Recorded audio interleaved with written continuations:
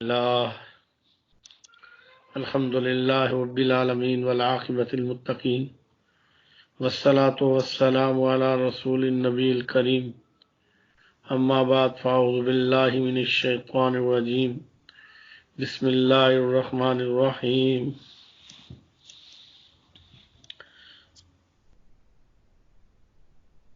يوم يفر المرء من أخيه وأمه وأبيه وصاحبته وبنيه صدق الله العظيم اللهم رب اشرح لي صدري ويسر لي أمري واحلل عقدة من لساني يفقهوا قولي ربي زدني علما ربي زدني علما ربي زدني علما اللهم صل على محمد النبي الأمي وأزواج أمهات المؤمنين وذريته وآل بيته كما صليت على إبراهيم إنك حميد مجيد اللهم صل على محمد النبي الأمي وعلى آله وصحبه وبارك وسلم.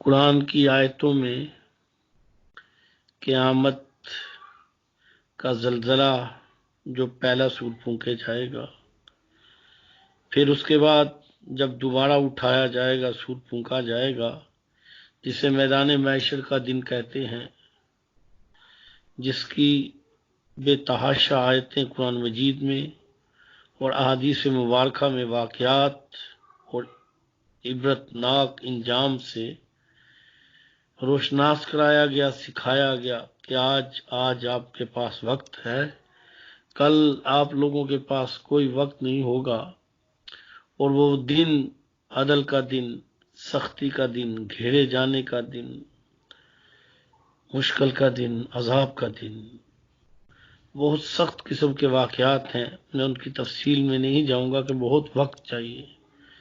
یہ جو آیت میں نے 30ویں سپارے کی پڑھی ہے، جس میں اللہ پاک نے ایک چھوٹا سا نمونہ کھینچا ہے. یوم یفر المرء من اخیہ وامہ وابیہ وصاحبتہ وبنیہ. چھوٹا سا آگے آیت پوری ہے، لیکن میں نے یہ حصہ صرف لیا ہے. وہ دن جس دن اس کا بھائی، اس کا باپ، اس کا بیٹا، اس کی ماں، اس کی اولاد، اس کے دوست کوئی بھی کام نہیں آئیں گے، اور اس سے بھاگ جائیں گے، اسے چھوڑ جائیں گے، اس سے بھاگ جائیں گے اور اسے چھوڑ جائیں گے. بظاہر تو بعد لوگ سوچتے ہوں گے کہ کیسا ہوتا ہوگا. آج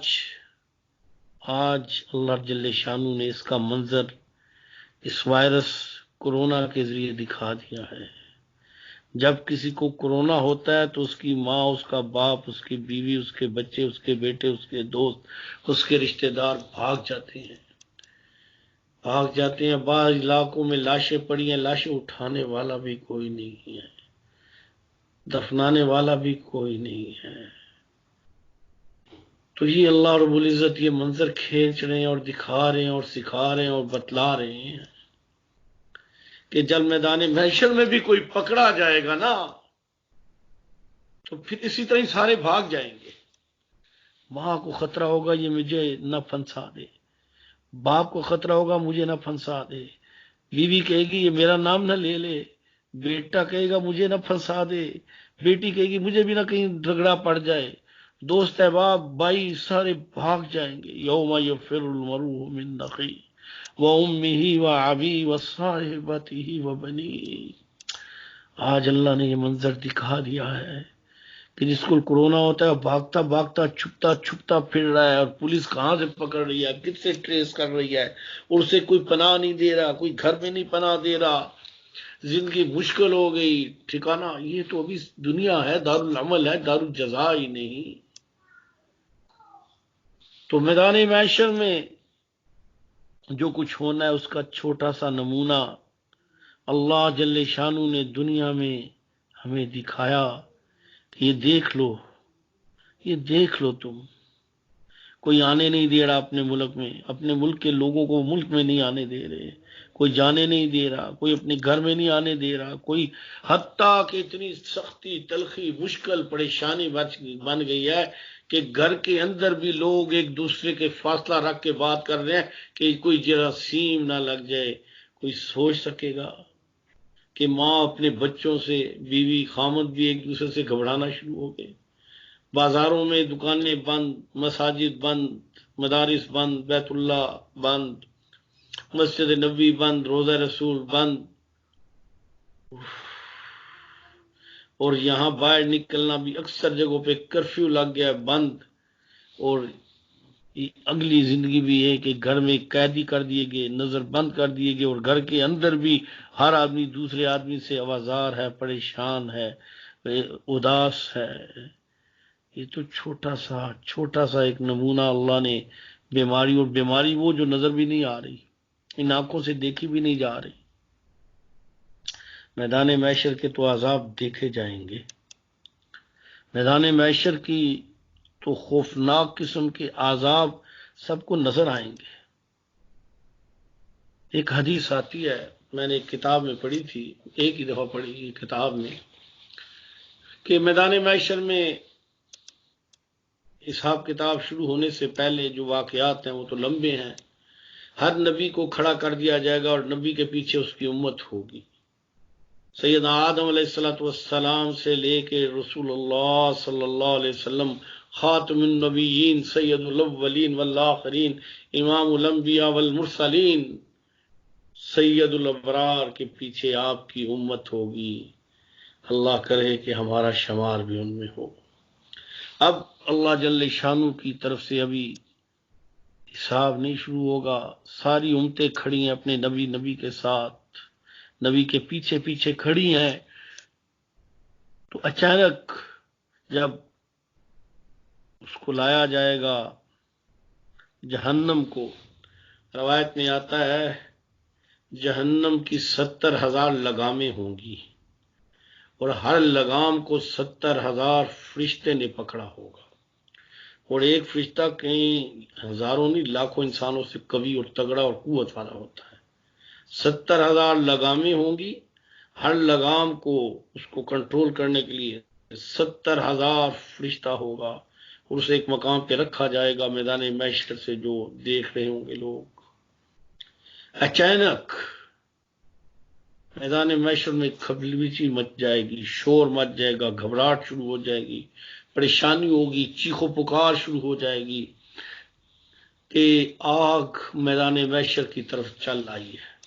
جیسے آگ بڑھ جاتی ہے نا، تیزی میں بڑھتی ہے، اور اتنی بڑی آگ تو آواز لگے گی کہ آگ آگ آگ، بڑھ گئی آگ میدان محشر کی طرف سے۔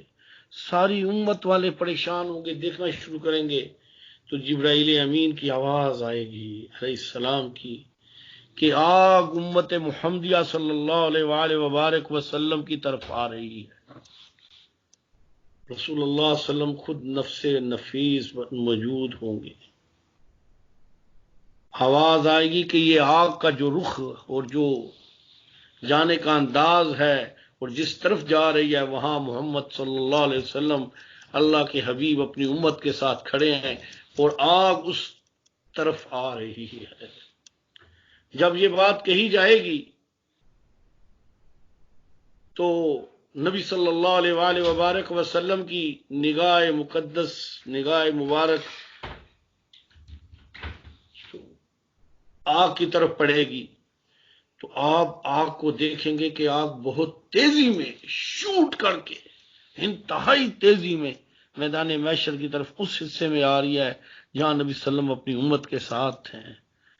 تو نبی صلی اللہ علیہ وسلم فرمائیں گے یا اللہ میری امت، اللہ اکبر، یا اللہ میری امت، آگ میری امت کی طرف آئی۔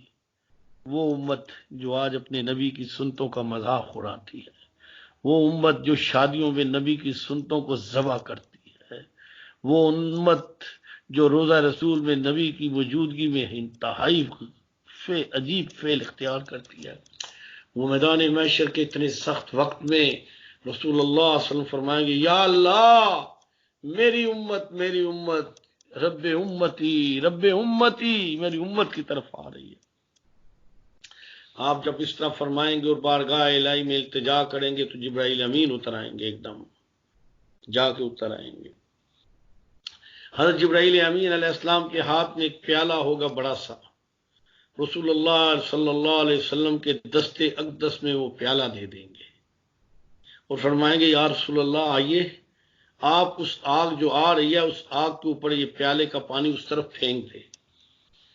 نبی صلی اللہ علیہ وسلم جلدی جلدی اس طرف رخ کر کے پانی کا پیالہ لے کے پھینکیں گے، وہ پانی کا پیالے میں پڑی چیز ایسی عجیب و غریب ہوگی کہ آگ حد نگاہ تک مٹ جائے گی، فنا ہو جائے گی، دور ہو جائے گی، بجھ جائے گی، ختم ہو جائے گی، جو آگے آگے تھی ساری ختم ہو جائیں گی۔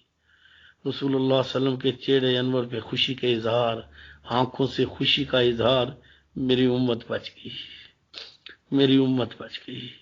تو خوشی میں فرمائیں گے کہ اے جبرائیل، جبرائیل یہ کیا چیز تھی؟ اس پیالے میں کون سی چیز ہے کہ جس نے اس آگ کو فنا کر دیا، جس نے اس آگ کو بے نشان کر دیا؟ حضرت جبرائیل امین فرمائیں گے یا رسول اللہ صلی اللہ علیہ وآلہ وبارک وسلم، آپ کی امت کے وہ لوگ جن سے غلطیاں ہو گئیں، گناہ ہو گئے تھے، بغاوت، غلطیاں، برائیاں ہو گئیں، پھر انہیں شرمندگی ہوئی، ندامت ہوئی، وہ روئے، اللہ سے فریاد کی، اللہ نے انہیں معاف کیا، اور ان کے آنکھوں سے نکلنے والے آنسو اللہ نے سنبھال لیے تھے۔ یا رسول اللہ یہ وہ پانی نہیں ہے، یہ آپ کی گناہگار امت کے آنسو ہیں جس نے یہ آگ بجھا دی ہے۔ میری بہنوں، میرے بھائیوں، سنانے کا مقصد ہے یہ وائرس ہو یا عذاب ہو یا طوفان ہو یا زلزلے ہوں یا سمندر چل رہے، وہ اللہ ہی کے قبضے میں ہیں اور یہ آنسو ہی بجھائیں گے۔ کل میدان محشر میں اس آگ کو بھی آنسو بجھائیں گے، اور آج بھی اس وبال سے آنسو جان چھڑائیں گے۔ اللہ سے تعلق بنا لو، اللہ نے گھروں میں بٹھایا ہے تو ایسے بن جاؤ، ایسے بن جاؤ، باہر نکلو پتہ چلے زندگی بدل گئی تھی۔ وقت کو قیمتی بناؤ، کسی سے اللہ اللہ سیکھو، ترتیب سیکھو، اعمال سیکھو، ترتیب سیکھو۔ میں آپ کا نوکر ہوں، 100 دفعہ مجھے ٹیلی فون کریں، پوچھیں ذکر کے بارے میں، اعمال کے بارے میں، مسائل کے بارے میں، ترتیب کے بارے میں، عورتوں کا ہوگا تو اہلیہ کے ذریعے، کہ کچھ نہ کچھ سیکھو، کچھ نہ کچھ بناؤ، اللہ سے تعلق بناؤ، اور یاد رکھو جب تک اللہ معاف نہیں کریں گے حالات نہیں بدلیں گے۔ جو ہاتھ دھو لو، ناک منہ پہ میں چڑھا لو، ماسک چڑھا لو، دوائیں کھا لو، میرا اللہ چاہے گا تو ہوگا، میرا اللہ نہیں چاہے گا تو یہ دوائیں ہی فتنہ بنے گی۔ ہندوستان میں 300 بندہ دوائی سے مر گیا، جس نے کورونا سے بچنے کے لیے دوائی پی، وہ زہر بن کے ان کے لیے موت کا ذریعہ بن گئی۔ وہ کورونا سے تو نہ منے، اس دوائی سے مر گئے جس دوائی نے انہیں نجات دینی تھی، اور سینکڑوں کے حساب سے زخمی وہ بیمار پڑے ہیں جن کے بارے میں خدشہ ہے کہ وہ مر جائیں گے۔ ہم تو مسلمان ہیں، ہم مسلمان ہیں، ہمارا عقیدہ، ہمارا ایمان ذات باری پہ ہے۔ وَإِلَٰهُكُمْ إِلَٰهٌ وَاحِدٌ لَا إِلَٰهَ إِلَّا هُوَ الرَّحْمَٰنُ الرَّحِيمُ۔ اللہ چاہے گا، جب چاہے گا، جیسے چاہے گا، جس طرح چاہے گا، جو چاہے گا کرے گا، اسی کی مرضی، کسی کی مجال نہیں ہے اس کے سامنے دم مارنے کی۔ انبیاء ہوں، ولی اللہ ہوں، سارے اس کے محتاج ہیں، سارے اس کے محتاج ہیں۔ یا ایھا الناس انتم الفقراء الی اللہ واللہ غنی حمید۔ کتنے بھی گناہ کر لو، زمین آسمان کے درمیان کو بھی بھر دو، ایک دفعہ پکار کے تو دیکھو، وہ ان گناہوں کو نیکی بنا دے گا۔ میں نے اس دن بھی عرض کیا، رسول اللہ صلی اللہ علیہ وسلم کے پیارے چچا سید الشہداء سید حمیر حمزہ رضی اللہ تعالیٰ کو احد میں جب وحشی رضی اللہ تعالیٰ نے شہید کیا، مسلمان نہ ہوئے تھے، پھر ٹکڑے کیے گئے، ہندا جس نے یہ سارا بندوبست کیا تھا، وہ اتبا کی بیٹی تھی، ابھی مسلمان نہیں ہوئی تھی، تو انہوں نے بدلہ لیا تھا اپنے باپ کا. ان کے 19 ٹکڑے کیے گئے تھے 4 صحابہ کے، پہچانے نہیں جاتی تھی لاشیں. حضرت امیر حمزہ رضی اللہ تعالیٰ کا کلیجہ نکالا، آنکھیں نکالی گئی، کان کاٹے گئے، ہونٹ کاٹے گئے، ہاتھ کاٹیں گے، کلیجہ بار جسے جگر کہتے ہیں نکالا گیا. ہندا نے غصے میں آ کے اور بدلے لینے کے لیے حضرت امیر حمزہ کا کلیجہ منہ میں چا کے چبایا. امیر حمزہ ایسا نیک اللہ کا دوست، صحابی رسول، میرے نبی کا چچا، پاکیزہ، جہنم سے آزاد، اس کے خون کی ایسی برکت تھی کہ ہندا کے وجود میں وہ خون جب گیا، منہ میں لگا، خون میں گیا، تو اللہ نے ہندا کو بھی جہنم سے آزاد کر دیا. یہ کتنی بڑی قاتلہ تھی. حضرت وحشی نے ٹکڑے کیے. جب بیت اللہ فتح ہوا تو سب کو پتا تھا ان 2 کو نہیں چھوڑا جائے گا، ان کے ٹکڑے کر دیے جائیں گے، لیکن رسول اللہ صلی اللہ علیہ وسلم نے معاف فرما دیا، اور ہندا کے گھر کو کہا کہ جو اس کے گھر میں پناہ لے لے گا اس کو بھی معاف کیا جائے گا. ابو جہل کا بیٹا اکرمہ رسول اللہ صلی اللہ علیہ وسلم کے پاس آتے ہیں، آپ کھڑے ہو گئے، اور اس کے آنے سے پہلے کہا صحابہ سے اکرمہ آ رہا ہے، یہ ابو جہل کا بیٹا ہے، اور ابو جہل نے بڑا نقصان دیا تھا، لیکن اکرمہ آ رہا ہے. اکرمہ کے سامنے کوئی ابو جہل کو بڑا برا نہ کہو، اسے تکلیف گزرے گی. ارے اللہ اور اللہ کا رسول تو پیچھے دیکھتا بھی نہیں، کیا کر کے آئے ہو. وہ کہتے ہیں آ گئے ہو نا، بس آ گئے ہو، بس ہم بھی اب اللہ کے پاس آنا ہے. حجاج بن یوسف یہ گورنر تھا اور بڑا با اختیار تھا، لوگ اسے خلیفہ سمجھتے ہیں، خلیفہ نہیں تھا. مختلف جگہوں پہ اس کی لگتی رہی ڈیوٹی. اس نے 1,00,000 شخص سے زیادہ انسانوں کو قتل کیا تھا اور شدید سزائیں دیتا تھا، ہاتھ پاؤں کاٹ دیتا تھا، بڑا ظالم تھا. نیکی کے کام بھی بڑے کیے. اسی کے دور میں قرآن مجید کی زیر زبر پیش لگائی گئی، اور محمد بن قاسم کا سسر بھی تھا، چچا بھی تھا، اسی نے محمد بن قاسم کو بھیجا تھا. لیکن ایک طرف یہ بھی حالت تھی. اب جب یہ مرنے کے قریب ہوا، اس کی موت کا وقت آیا، تو ماں نے دیکھا کہ میرا بیٹا مرنے لگا ہے. ماں نے رونا شروع کر دیا فریاد کے ساتھ. تو اس نے آنکھ کھول کے کہا ماں کیوں روتی ہے؟ بڑا حوصلے والا تگڑا آدمی تھا. کیوں روتی ہے؟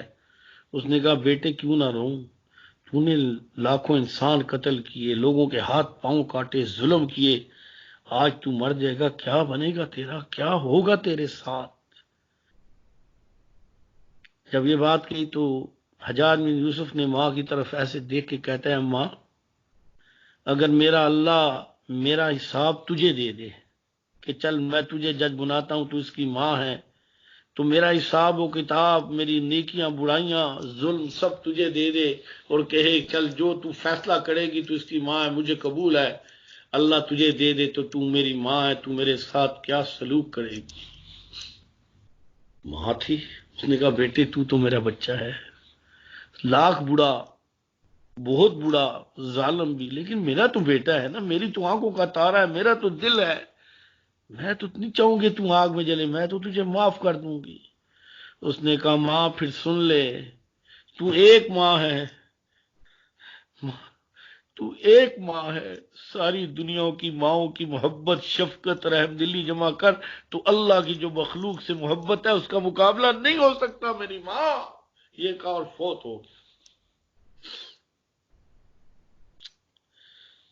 میرا سنانے کا مقصد ہے املاک بڑے ہیں، گندے بھی ہیں، ناپاک بھی ہیں، غلیظ بھی ہیں، سرکش بھی ہیں، باغی بھی ہیں، لیکن رسول اللہ صلی اللہ علیہ وسلم کے امتی ہیں.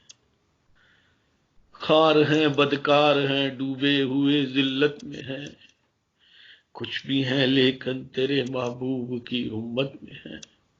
حق پرستوں کی اگر کی تو نے دل جوئی نہیں، تانا دیں گے بت کے مسلم کا خدا کوئی نہیں.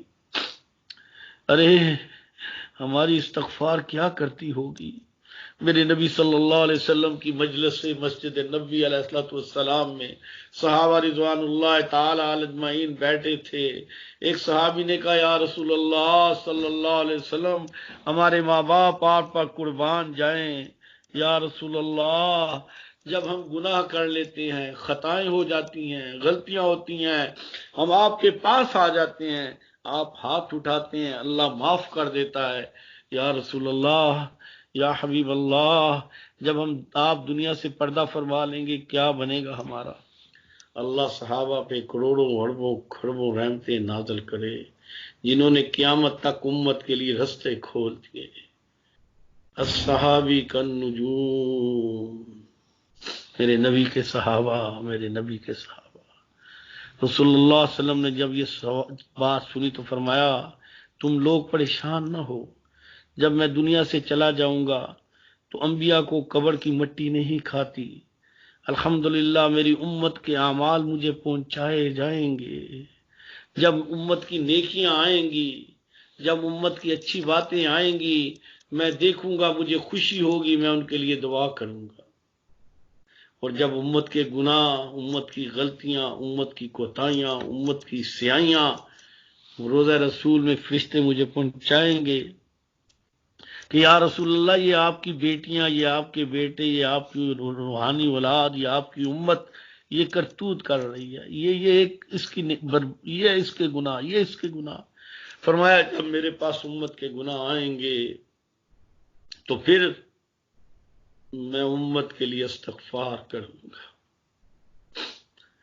واہ رے واہ وہ نبی جسے پتھر بھی لگے، جو زخمی بھی ہوا، جس کے دندان بھی شہید ہوئے، جس کا رخ انور بھی زخمی ہوا. وہ نبی جو دنیا میں سے رخصت ہونے لگے تو جبرائیل امین آئے، یا رسول اللہ پاک یاد فرماتے ہیں آپ کو. آپ نے فرمایا جبرائیل اللہ سے پوچھ میرے بعد میری امت کا کیا ہوگا، میرے امت کا کیا بنے گا. جبرائیل امین چلے گئے بارگاہ الہی میں، لوٹ کے کہا یا رسول اللہ اللہ فرماتا ہے آپ پریشان نہ ہو، آپ کے بعد میں آپ کی امت کو نہیں چھوڑ دوں گا. ارے اس وقت نہیں کہا میری ایک بیٹی فاطمہ ہی تو رہ گئی ہے، میری ساری بیٹیاں فوت ہو گئی ہیں، میری بیویاں رہ گئی ہیں. کہا میری امت کا کیا ہوگا. حضرت امی جان سیدہ عائشہ صدیقہ رضی اللہ تعالی عنہا ایک دن پیار محبت جذبات میں فرماتی ہیں کہ یا رسول اللہ اگر میدان محشر میں جب کوئی کسی کا نہیں ہوگا تو ہم تو آپ کی ازواج ہیں، آپ کو ڈھونڈنا چاہے تو کہاں آپ تلاش کریں آپ کو. آپ نے فرمایا ہے عائشہ اگر مجھے وہاں تلاش کرنا ہے تو اس طرح کرنا، جب میری امت کے نام اعمال تولے جائیں گے میزان پہ تو میں امت کی سفارش کے لیے کھڑا ہو جاؤں گا. اے عائشہ تو وہاں آ جانا اپنی پیاری بیوی کو امت کی جگہ پہ. اے عائشہ اگر تو مجھے وہاں نہ پائے تو پھر میری پیاسی امت جو میدان محشر میں 1 میل کے فاصلے پہ سورج ننگے بھوکے پیاسے پریشان پسینوں میں ڈوبے ہوئے پیاسے، اے عائشہ میری امت پیاسی امت کو میں اپنے ہاتھوں سے حوض کوثر پلاؤں گا. اے عائشہ تو وہاں آ جانا. اور اے عائشہ اگر تو مجھے وہاں بھی نہ پائے تو جب میری امت پل صراط پہ گزرنے لگے گی میں کھڑا ہو جاؤں گا جیسے باپ کھڑا ہو کے بچے کا ہاتھ پکڑ پکڑ کے گزارتا، میں کھڑا ہو جاؤں گا رب سلم امتی رب سلم امتی. ایک دن امی جان عائشہ صدیقہ رضی اللہ تعالیٰ سے نبی صلی اللہ علیہ وسلم خوش ہو گئے کسی بات پہ تو آپ نے فرمایا اے اللہ عائشہ کے چھوٹے بڑے زہر کشیدہ سیون قصدن اگلے پچھلے سارے گناہ معاف فرما. حضرت عائشہ صدیقہ رضی اللہ تعالیٰ یہ دعا سنی رسول اللہ کی زبان مبارک سے تو خوشی سے لوٹ ہو گئی، لوٹ پوٹ ہو گئی، سمجھ ہی نہ آئے، دوڑی ہو گئی. کہا عائشہ تجھے کیا ہو گیا، کیا ہو گیا تجھے؟ فرمایا یا رسول اللہ میں خوش نہ ہوں کہ اللہ کے رسول اللہ کے حبیب نے مجھے لیے کیسی عجیب و غریب دعا کر دی. فرمایا اے عائشہ، اے میری عائشہ یہ جواب جو تجھے میں نے آج دیا ہے میں صبح شام اپنی امت کے لیے کرتا ہوں.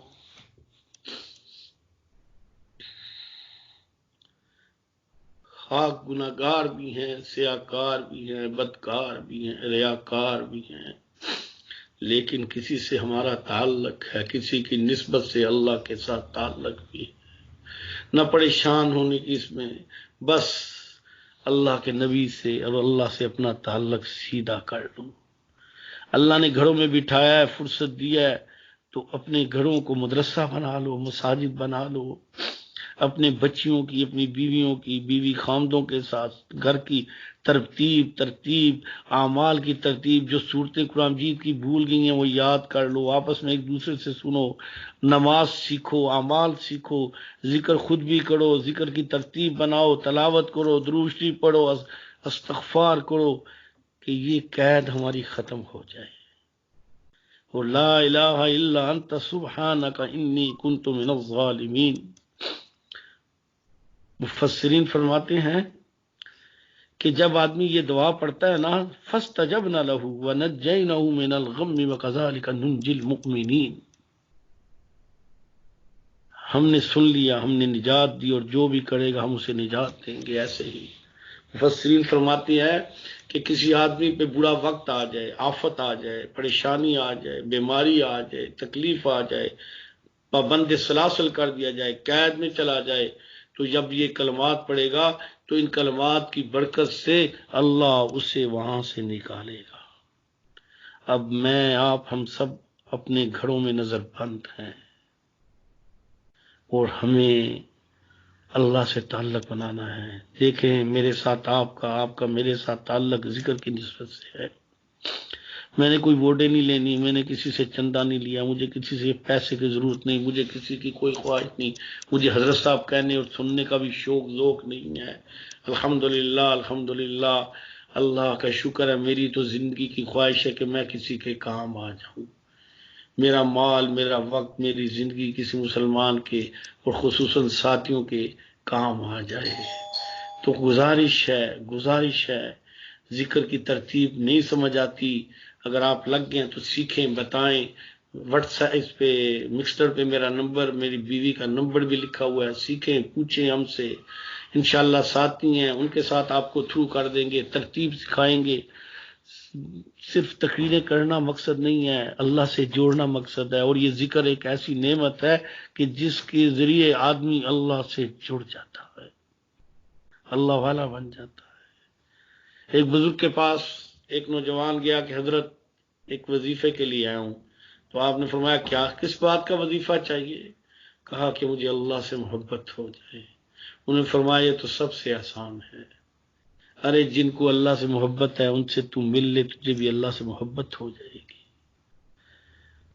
حضرت جی رحمت اللہ علیہ، حضرت مولانا یار خان رحمت اللہ علیہ، اللہ کروڑوں رحمت فرمائے، جن کی صحبت میں بیٹھ کے، جن کے قدموں میں بیٹھ کے اللہ اللہ سیکھی، اور اللہ پاک نے آج اس کو آگے کرنے کی توفیق عطا فرمائی۔ الحمدللہ آپ لوگ بھی سیکھیں، کریں، اس کی برکت سے آپ دیکھیں گے اللہ سے تعلق بنے گا، توبہ کی توفیق ہوگی، گھروں میں سچی محبت آئے گی، میاں بیوی کا رشتے کی لذت آئے گی، بچوں میں ادب، بچوں میں دین، بچوں میں فرمانبرداریاں پیدا ہوں گی، ہر کام خالص ہوگا، ہیڑا پھیڑیاں نمبر 2 اور منافقت نکلتی چلی جائے گی۔